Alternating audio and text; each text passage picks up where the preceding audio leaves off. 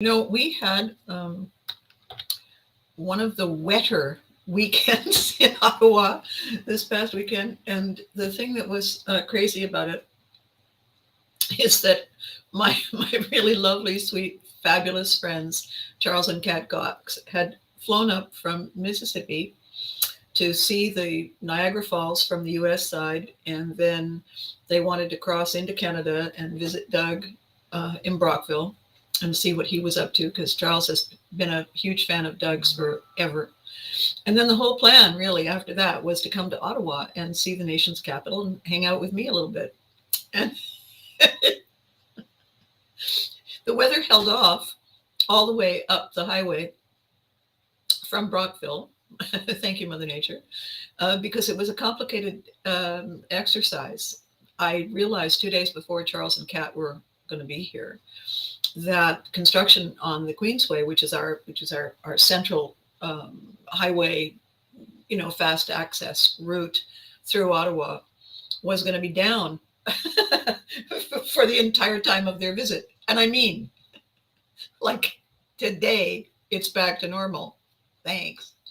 And so I looked at all the closures, and what they're doing is that, the Queensway's been in our existence for a very long time, and they're now putting passenger overpass bridges so that people can get from one side to the other without all the way around.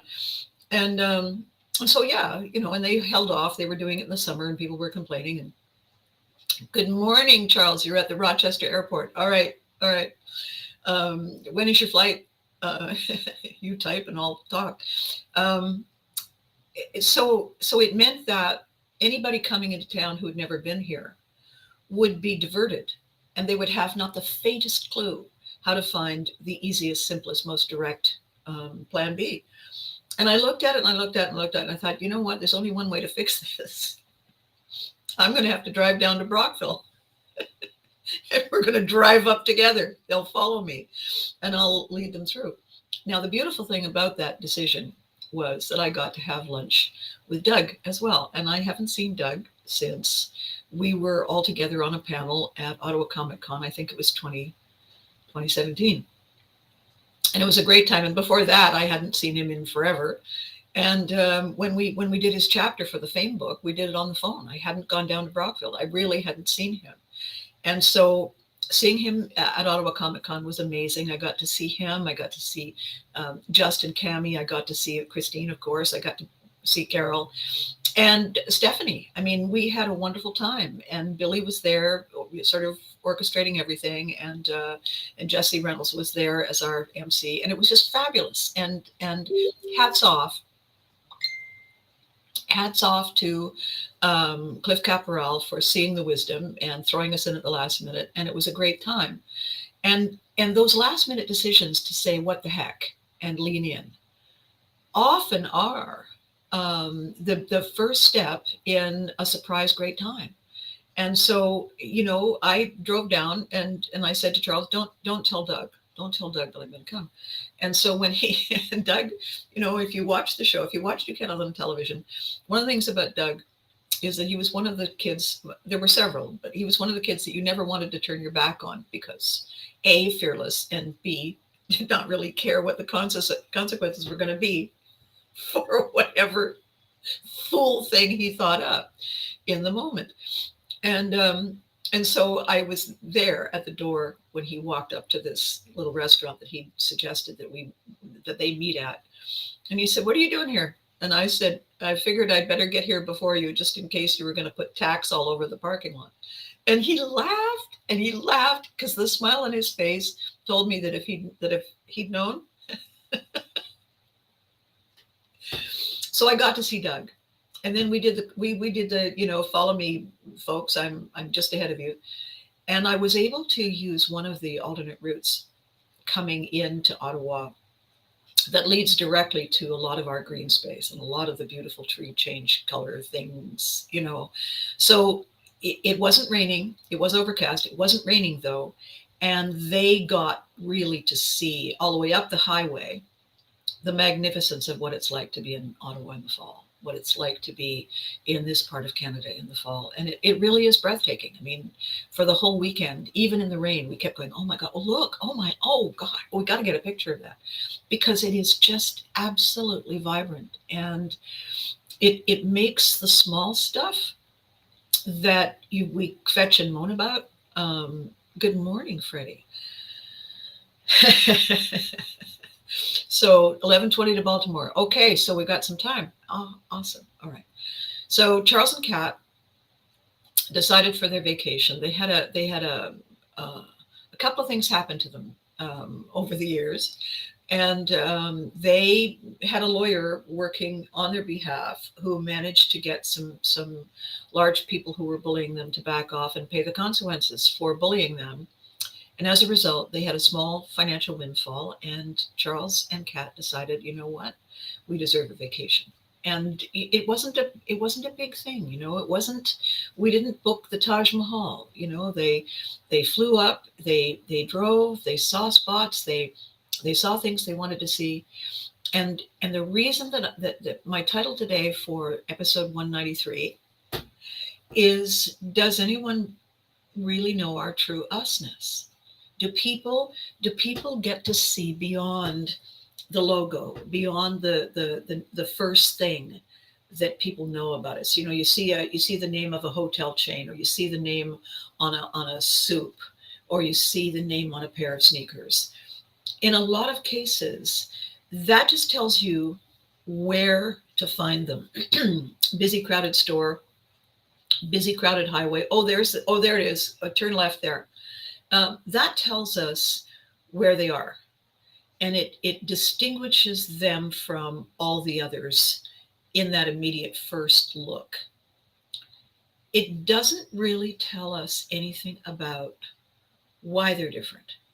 It doesn't tell us anything where we would get to understand what makes them tick, right? It's the sign. And it is a differentiator, and it's essential, and we all need them, and we all really have them. I mean, anybody who knows us says, oh yeah, Charles is this, Kat is this, Abby's that, Carol's this, Eddie's that, Freddie's the other. Everybody has a sense of how they could describe us from to someone else who's never really met us. The brand is not the logo. The brand is more than the logo. The brand is not only what our logo stands for, it's also the many layers of what came together to make us us. And we don't have time on a busy bus on the subway in rush hour traffic to roll down the window and say, hi, where are you from? Who were your people? We either don't have time, or we don't give ourselves the time. The fact is, though, when you're prepared to make the time, something really incredible happens, and it changes everything. So this morning, I'm wearing my number one mom pin, and I'm wearing it for a reason. Aside from the fact that I can't get it to go straight. Wait a minute. No, there we go. Oh, perfect. Great. So I'll just sit here like I meant to.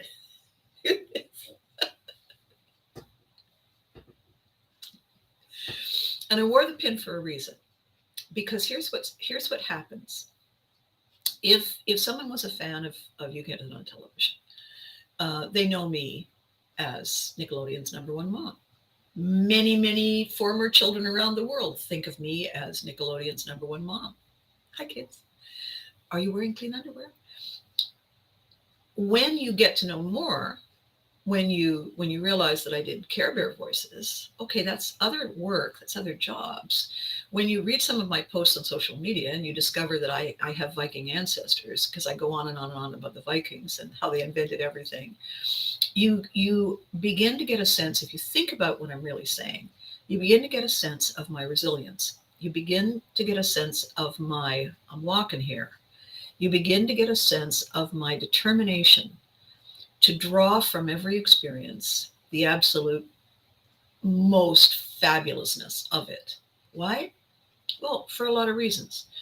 if you know more, and Charles and Kat and I were at the Aviation and Space Museum on the weekend, and we walked in, and I have to tell you, I don't know what possessed me to not realize what was going to happen, because I mean, Canadian aviation. My dad was Air Force, and we walked in, and we flashed our tickets, and we walked through the door to the exhibit, and right there, inside the door, was something I have not seen in a long time. And it was a collection of the flag standards that represent the Royal Canadian Air Force. And it's not that it was a flag. It's not that it was the Royal Canadian Air Force, the RCAF. It's that there were those flags in that order inside the door, because every place I ever lived, every office my dad ever had, every building I ever went into for my entire childhood that was connected in some way to my father, those flags were there. And I had not seen them. So Charles and Kat were having an adventure. I was having a moment. And I just stood there and I said, Charles, and I could feel the tears, like I can feel them now, because, oh my God. And then I'm thinking, what kind of slow moving Viking are you? Why wouldn't the flags be here? It's the Canadian Aviation and Space. And so I stood there and he took my picture. And then I posted it. And every time I look at it, I think, hi, Dad. And wow. See, here's the thing. Charles and Kat were there for that. They didn't know. They couldn't know. And I'm a little bit teary because it's fabulous. And then we walked around the corner. We were walking here and there and everything. And there in a cube were the two uniforms that my dad wore. There were two officers' uniforms, and one was the Air Force blue, which was the winter uniform, and the other one was the pale khaki color, which was the summer uniform. And I have pictures of my dad in those uniforms. The one I post all the time of my dad and me as a little kid, he's wearing the summer uniform. He's dressed in that uniform. I said, Charles, you need to take my picture. I'm going to stand here. So in those two moments, while I was their tour guide, in those two moments, it was nothing to do with them. It was nothing to do with number one mom. It was nothing to do with Care Bears. It was nothing to do with the rainy day. It was everything to do, zap, with my childhood, right there in that moment. So the collateral benefit to me, when Charles said, we're coming up to Canada, would you be free at any time on the weekend? And I said, count on it. And when they came, and when we had a little chat on the phone, and I said, okay, what's the bucket list? And he made the list. And you know what's really crazy? So there were two things we didn't get to do. One was, because by the way, it was pouring rain. We didn't get to go and park in front of the old spot where the CJOH studios were, and drag them out of the car and have them stand on a vacant lot in the pouring rain and take their picture. I said, no, I'm not doing that. But the next time it's a sunny day, Charles, Kat, I will go stand there and I will say that they're right beside me in spirit, right? They're right beside me. So we didn't do that. And what was the other thing we didn't do? There was something, we couldn't go to the Mint because it was booked, because it was a rainy weekend. People said, we've got to do something with the children. So, but we did everything else. And Charles kept saying, are you sure you're not busy? Are you sure you don't have other stuff to do? Now, he could have been saying that because they were wishing they had more time alone. I'm not sure. And I said, no, you know what? You made the decision to invest some hard-earned money in a trip up here. And you made that decision when you could have been spending it on other things. And you got on the plane, you got off the couch, put on your pants, faced the front, drove to the airport, got on the plane, rented a car, came all this way. What am I going to say to you? I'm busy, I'm doing my laundry? No, I am showing the world with these videos and with who I am. I'm showing all my old friends in Ottawa who may have thought that they had seen the last of me when I left 18 years ago, that this is who I am in all the layers. This is where I'm from. This is what I represent. These are my people. The stuff in the back behind me, there's, on that side there's the mom dress, there's mom pictures, but there's shoes on this side. There's shoes. There's pictures of me in my younger years. There's hats. There's when you turn and look, you see all those books? I wrote those books. I wrote those books. And I didn't write them as mom. I wrote them as Abby Hagyard. And sometimes I wrote them for me, and sometimes I wrote them for clients. And not a single solitary person working at Nickelodeon would ever have the faintest idea that mom knew how to take off a rubber glove and pick up a pen and change the world a little bit. Unless I said, by the way, I'm a writer. What else am I? I'm a mentor. I listen to what people are saying. And then I say, are you listening to you? And how I mentor people is I call it personal excellence, because it's not manifesting, although manifesting is what happens. It's not finding happiness, although happiness is what happens. It is quality of life. And what we do is we look at all the stuff that we've gathered around us for all the right reasons. And we say, okay, but did you seriously need 6 of those? And I was talking when Kat and Charles and I were talking, and they said, we got all this stuff. And I said, what's really interesting about your decision, thinking that you're going to move and putting stuff in storage, is that you get used to the house the way it is now with less clutter. When you go back and look in storage and you say, do we really need this? And I remember at one point, Charles said, well, I'm not going to get rid of that cabinet because blah, blah, reason, valid, emotional. And I said, so take a picture of the cabinet. Take a picture of your mom or your dad or whoever it was who first collected that cabinet, and get that picture of them and the picture of the cabinet, put it together and get it framed. Put it on the wall. Put it high up, so if there's a flood and a tornado, put it in a safe space, in a doorway. And that memory is something you look at every day without having to trip over it or bark your shin on or walk around or dust under, over, around, and through. Take away the baggage and the clutter that is no longer serving you. And this personal excellence mentoring that I do is the foundation of Pivotry in Motion, which is my new chapter, my new path, my new moving forward. That is a combination of amazing stories of who we were, stories of who we need to be in order to get through whatever surprise that lands on our path, in our lap, that we didn't see coming. How do we rise above that? How do we find the strength? One of the ways that our strength is supported is the decision that we make, either consciously or unconsciously, to lean into the things that once mattered and still do. And I'm going on and on about Charles and Kat because they were just here, but I can think of hundreds of people, and certainly the people I've already interviewed for the book, who made very big, not easy, draw the heart-shaped line in the sand decisions that I must love this from afar so I can love me near, so I can walk me through this threshold, through this doorway, to the place I deserve to be, instead of allowing myself to hold myself back for reasons that no longer serve me.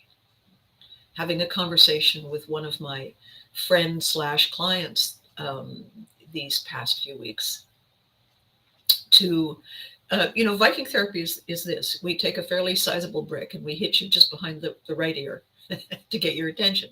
And while you're standing there going, ow, You're not thinking about other things like, should I keep doing the diet? You're going, oh, and you're looking at me. And I say, good. Now that I have your attention, I want to say two things, blah, blah. And people go, oh, oh, well, wow. Viking therapy. So what I'm saying to my client these days is, okay, I get why they want you to do that. I get why your compassion would lead you to do that. What do they do in return? And I'm not saying that this has to be a transactional relationship, but what do they do without you asking? Because they know you. What do they do that enriches you? Of equal value, not monetary, but equal investment in you, selflessly. What do they do? How do they lean in for you? And the answer was, well, they've got a lot on their plate. And I said, so there's no answer to that? I said, you have a lot on your plate. You set your things aside because of the definition you have of your commitment to the relationship with them. What do they set aside? Well, I'm more or less, the one who has the more resources than they do. And I said, no, you're not. We all have the same resources. We're not talking money. We're not talking status in life. What we're talking about is decision to commit. We're talking about decision to care. We're talking about decision to be curious. We're talking about decision to lean in order to live something at a deeper, more layered, more exciting level. We all have that capacity. If we're too tired, if we're overwhelmed, if life has really kicked the stuffing out of us, okay, fair enough. But if it hasn't, why aren't we leaning in? And I said, there's two reasons people aren't leaning in your life. I said this to my colleague / client / friend. And I said, and the two reasons are these. You are saying, no, don't worry about me. Don't do that for me. And they're saying, oh, okay. Those are the two reasons. So we're not concerned about them. I'm not concerned about their why and their how and what their backstory is. I'm concerned about you. Why are you saying that to them? Why are you saying, no, don't, no, I'm, let me do all of it. Why are you saying that to them? What is wrong with you? We don't live other people's lives for them. As my father used to say, do not help people who will not help themselves. Why? Because they have already decided they're not going to help themselves. Therefore, they have opted out on some level in their lives. It is not ours to own, to step in and live their lives for them, to spoon feed them, to take them by the hand, to forgive them the fact that they're not doing their own heavy lifting. That's not ours.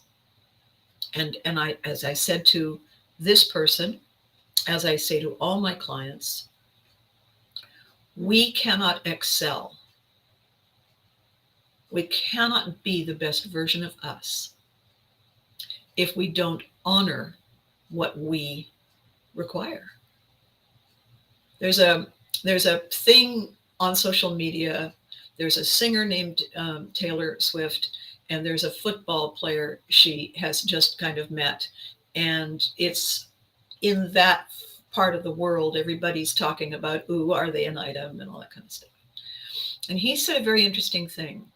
And I paid close attention to it. I actually played the little clip twice. It was a news thing. He was being interviewed about the first time they met. And he said that he had gone to her concert. And he said, I was a little disappointed when I learned that she doesn't talk to people immediately before or after the concert.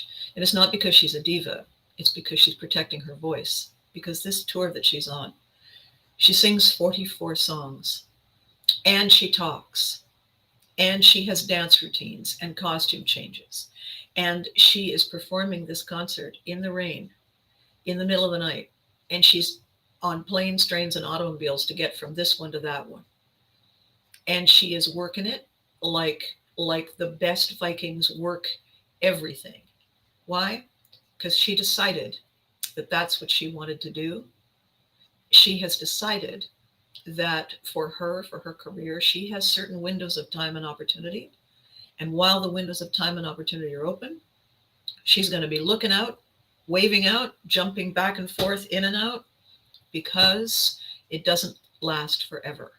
And she's going to savor every single moment. So she makes the commitment to her voice, to her health, to her fans, to her level of professional excellence, personal and professional excellence, to say, I can talk later. If they really want to talk to me, they can take a number and they can talk to me later. But right now, the total focus is all the people who shifted everything in their lives around to come and be there with me, for me, to me, while I am there with them, for them, to them. That is my primary relationship right now. I have a feeling, never met the woman, I have a very strong feeling that she has a similar definition of multitasking. I have a feeling she has said to herself, I have choices, and I'm not going to try and talk and blather and giggle and flirt and make a friend when I have all these hundreds of thousands of people counting on me. I can make that friend a little later if that individual seriously wants to make a friendship with me. She's prioritizing. She is defining personal excellence for her in this moment. And he said, yeah. Why? Oh, he's a professional athlete. He makes that same decision himself. He doesn't go out in the rain and get soaking wet and get drunk, falling down stupid, and exposing himself to viruses and diseases. Why? There's a team counting on him. There are people counting on him. There are fans counting on him.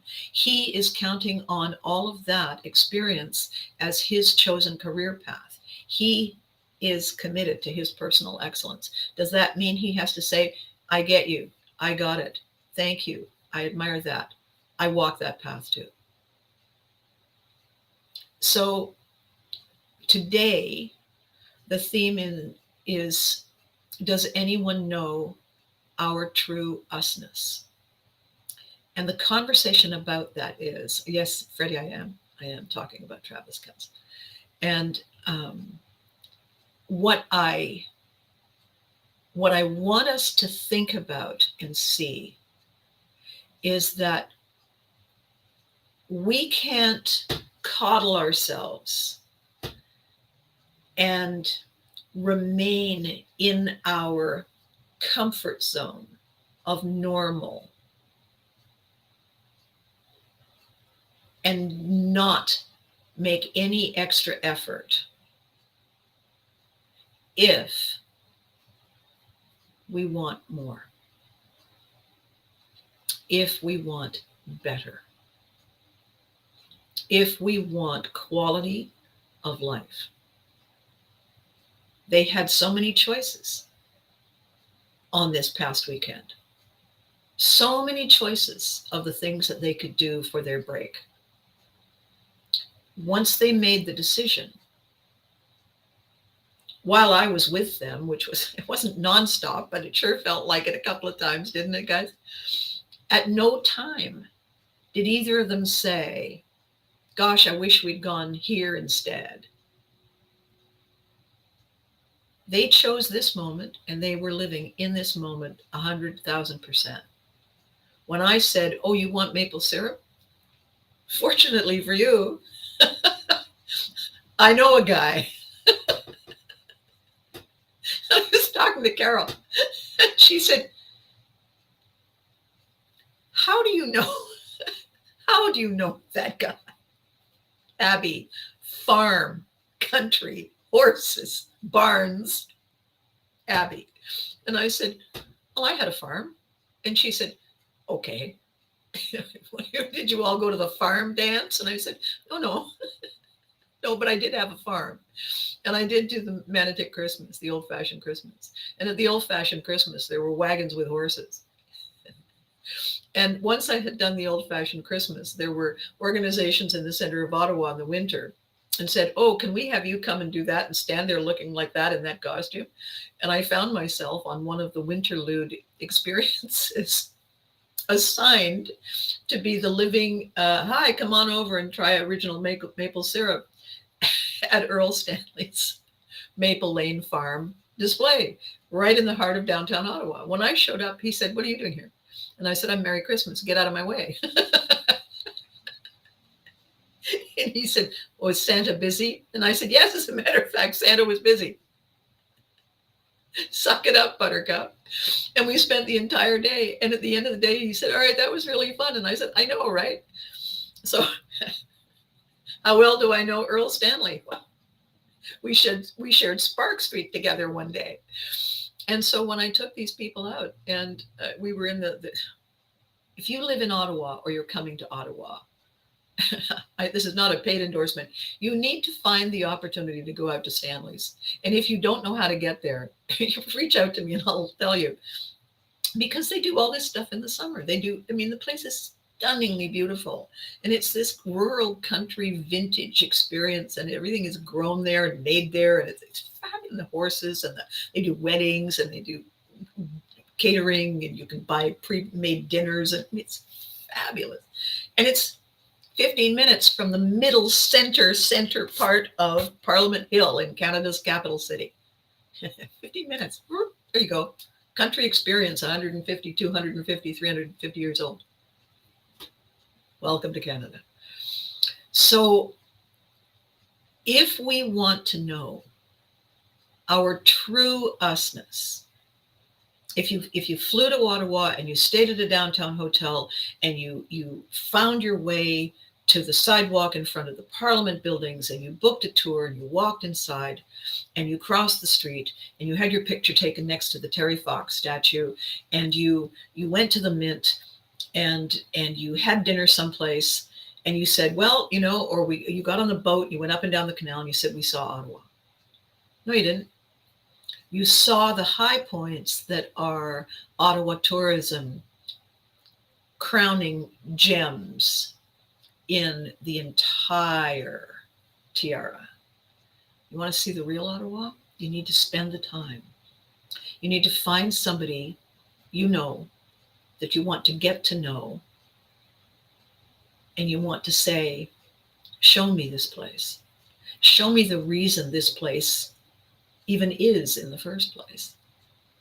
Tell me why Ottawa. Let me go home with all those memories.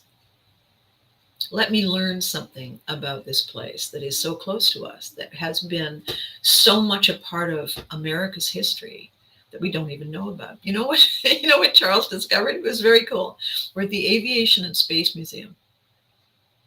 And pretty much anybody who knows anything about the space program, and I know, you know, not that much, they know that Canada contributed what is called the Canada Arm, which is the reach out into the middle of absolutely nothing at all and pick this up and put it back, right?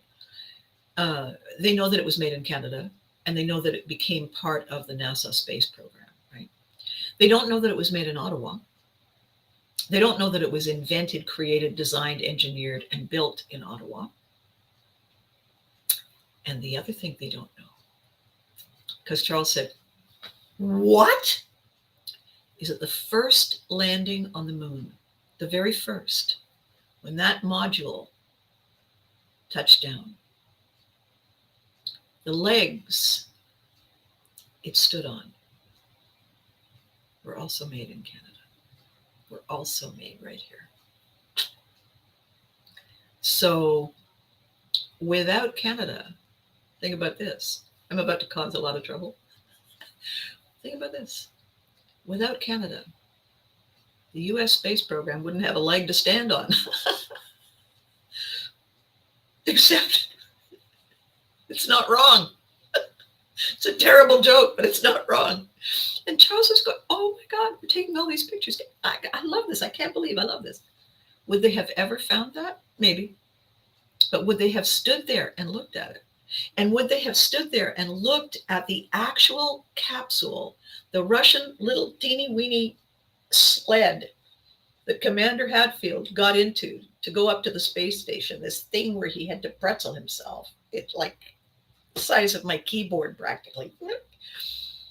And 10 feet away is one of Canada's earliest airplanes, and its entire covering is cloth, and the structure inside the torn and tattered cloth is wood. And some of those machines so flimsy, and Kat was saying, those are bicycle tires. So that is like 100 feet away from that. And all of a sudden, up close, personal, because they made a decision to spend time with Mom, they're seeing history. And they're right in the middle of it. That's personal excellence. That decision to turn this way and say, let's see where that road goes.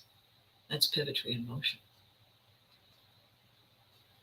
Charles and Kat are in the book because of the horrific and incredible things that happened to them that caused them to make life-changing decisions, to work through and rise above. And we had a long talk about it. And we had a follow-up talk about it when we were having wings at the Lieutenant's Pub on Elgin Street in Ottawa. We talked about decisions and looking back and what the decisions are going to be moving forward. And every single person that I've interviewed for the book, I said to them when we were having dinner, and I said, I'm going to be revisiting all the interviews because so many things changed from my perspective in the last couple of years alone. And it bears going back and saying, so what we talked about before was this, how do we feel now? So that the book is as current as it can possibly be. And right now we're at about 30 people that I've interviewed. And what that gives all of us when this project finally takes off, what it gives all of us is this opportunity to think about pivotry from a very personal point of view. Because the book isn't about me, and pivotry isn't about me. In a sense, I'm the messenger. In a sense, I'm the aggregator of all the information, and I'm putting it together. And I'm putting it together in different formats and different layers and different platforms so that you can decide which one works for you. You know, Kat had a health challenge, an incredible health challenge. One of the after effects of that health challenge is that she's got some issues using her hand. She's figured out ways around it. She's figured out ways to eat. She's figured out simple, basic, fundamental adjustments so that she lives quality life. She doesn't sit there saying, I can't, it's not fair. She doesn't do that. She's a feisty character. And in talking to the two of them and watching their exchanges and laughing at them and making them laugh back, it gave us all an opportunity to get to know each other. So does anyone see our true us-ness? The responsibility is a two-way street. We have to be willing to lean in and share it. And they have to be willing to tap into their curiosity and commitment to watch and learn and listen and discover it for themselves. Otherwise, it's superficial. Otherwise, and there's nothing wrong with superficial. You know, skipping a stone is a fun thing to do. How many times can you get a stone to skip? It's great. The stones don't have to go kerplunk and go to the bottom. It's a totally different experience. However, it is basically, essentially, fundamentally, the difference between recognizing a logo and learning and knowing and falling in love with and committing to a brand. Charles has a thing for Tim Hortons. The first picture that they posted when they got to the Canadian side, when they got to Brockville and checked into the hotel, was him at Tim Hortons. He had said to me on the phone, now we got to be able to, I really got to be able to find a Tim Hortons. And I said, oh, Charles, trust me, you will not have a problem finding, because they're at every gas station. So like every second street corner, right? Tim Hortons, fuel, Tim Hortons, convenience store, Tim Hortons. Like you have to go to a lot of trouble to avoid seeing a Tim Hortons. They're everywhere. He's walking around going, oh my God. Oh my God. There's another one. There's another one. You're welcome, Charles. It was the least I could do. These are really small things. These are... Yes, Freddie. Yes. Kansas City Chiefs, everyone.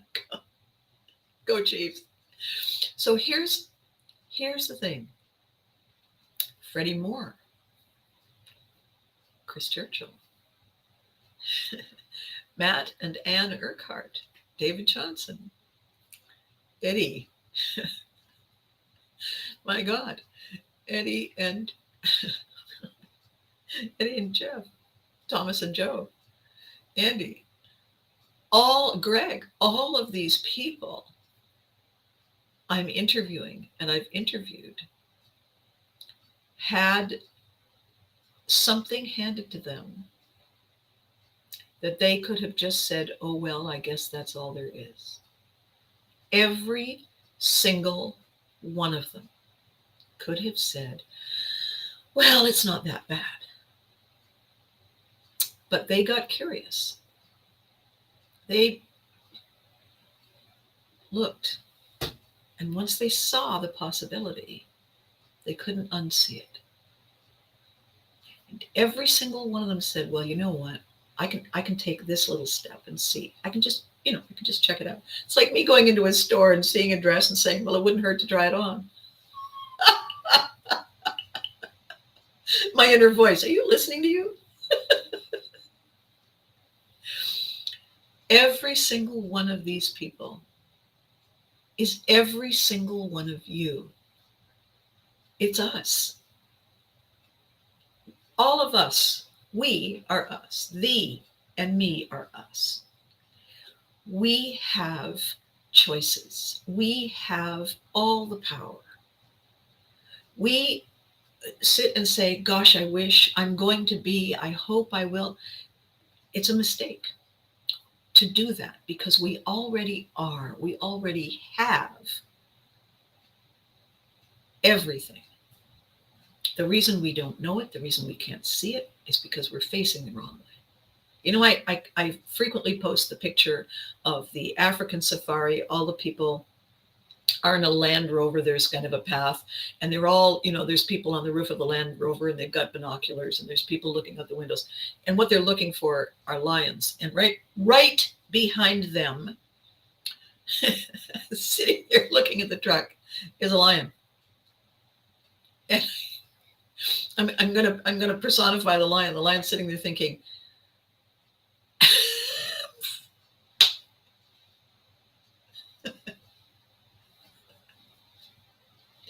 if there were other lions, he's looking around going, all these people, psst, you're facing the wrong way.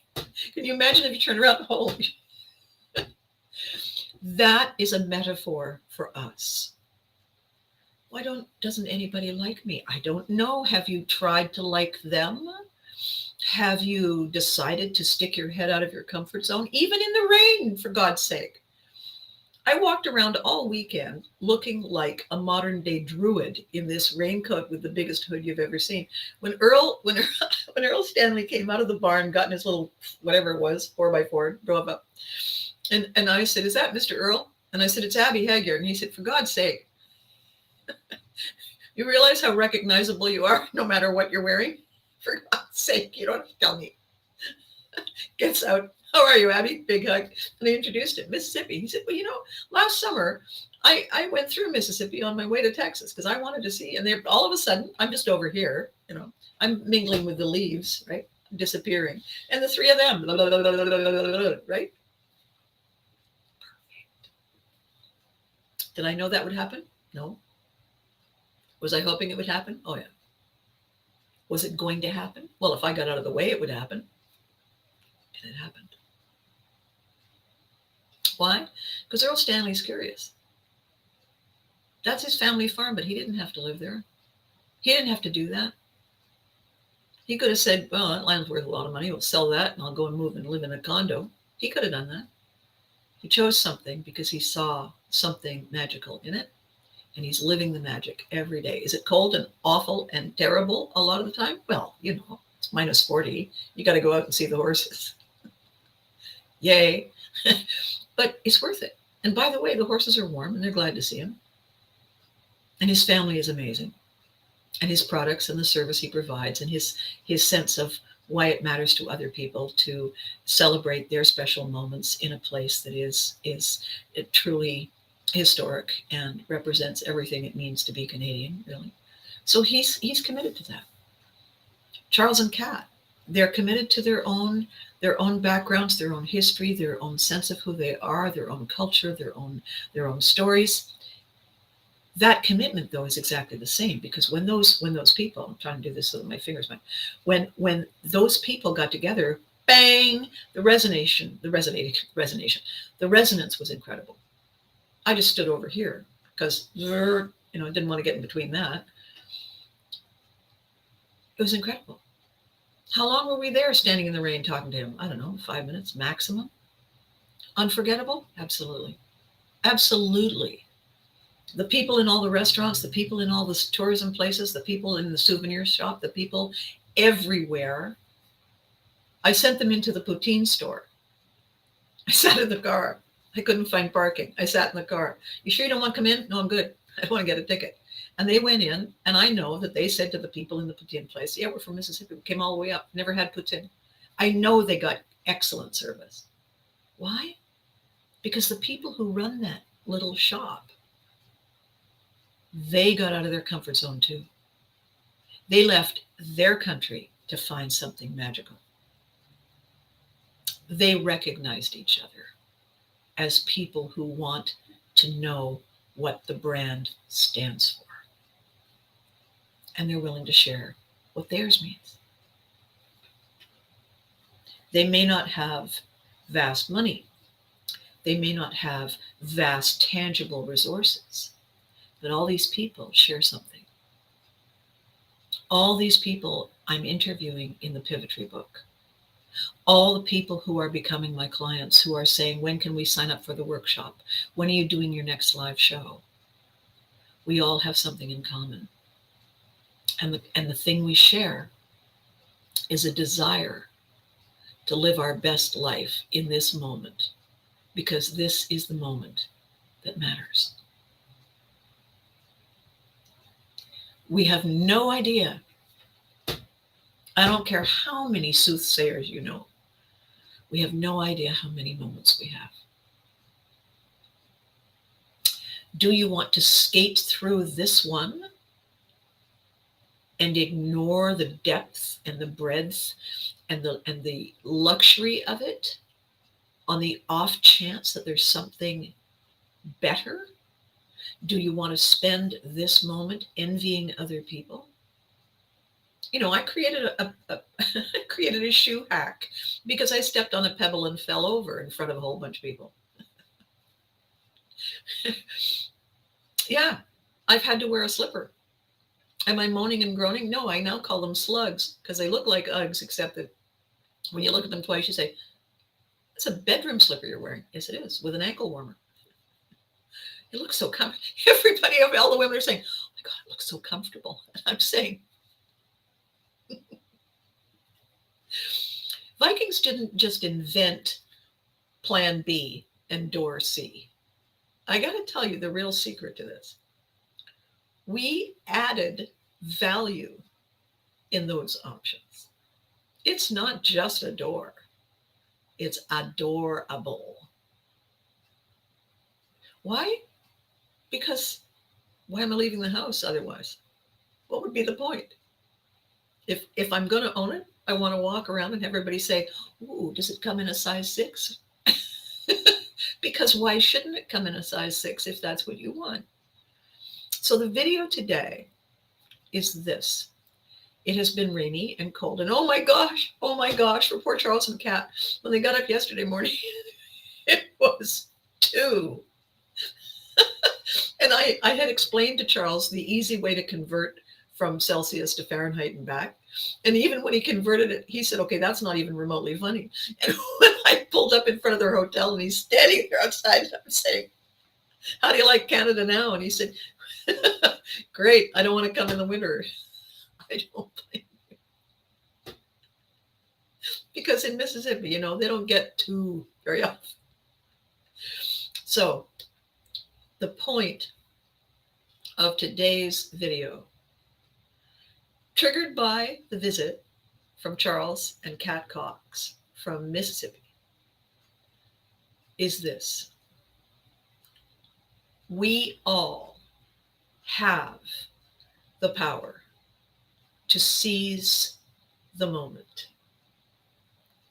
Every single one of us has the power to get out of the discomfort zone and into the place we deserve to be. Every single one of us has that power. We just have to want it. We don't have to sacrifice everything for it. We just have to want it. We just have to be willing to make it our priority. That's it. It's that simple. Now, the difficulty with pivotry, which is why I'm going to be doing the workshops and why we're going to have a lot of fun experiencing how that shift actually works and where our power has been stuffed away, packed away. You know how you put something in a safe place so you won't forget, and then you can't remember what the safe place was? That's where all your pivotry, say that twice. That's where all of our pivotry power is. It's in that safe place. And I'm going to show you where it is. When we get together, when we do our workshops, when we do our consults, when you come and spend your half days with me. And you're going to walk out of there every time. You're going to get off the phone, going to leave our meeting, and you're going to say, I'm walking here. I guarantee it. I guarantee it. Because it has never not happened to people who work with me. And anybody who is watching this video or tuning in later, or you know them and they know me and you say, is Abby really like that? Does that really happen? They're going to say, yep, you got to brace yourself. You got to be ready for it because it changes everything. So that was not the reason that I said yes to Charles and Kat. It was the reason I said yes to me. I didn't sacrifice anything this weekend. I celebrated the opportunity. And it's incredible. The pictures we have, the memories we have, the laughs we shared, the puddles we stepped in, all of it. Priceless, unforgettable, worth every moment of getting there and being there. Worth it. Worth the extra bit. Worth the leaning in. All we have to do is say, I deserve something more. And then you don't have to do it alone. You're not in it alone. The right people are there. They're right beside us all the time. They don't know and can't know until we show them who we are. Does anyone ever know our true usness? Sure they do. All we have to do is say, hey, got a minute? And the ones who care, the ones who really want to know, say, I'll make a minute. That's how you can tell who they are. So I have a bunch of stuff that is now looming, and it's going to be a busy week. And I am sure it's going to be equally busy for you, because all of a sudden with that 2-degree moment, everybody's saying, oh gosh, I need to book a thing for my car. I need to blah, blah this and winterize and change oil and, got to get the storm windows and got to do this and I got to do that. All the stuff that happens when, wow, suddenly a cold thing that reminds us, boop, boop, chores. So I know that everybody's going to be a bit frantic the next little while because we want to get ahead of whatever kind of weather might be coming. In the meantime, between now and Thursday, because I will be back, in the meantime, you know the drill. Be good to you. You deserve it. You deserve that people know who you really are. You deserve it. And so do they. And remember to hug your loved ones. What they put up with you. And I will catch you next time. Thank you so much for watching. Isn't it incredible that it's episode 193? We're 7 away from 200. Can you believe that? Incredible. All right. I will see you soon.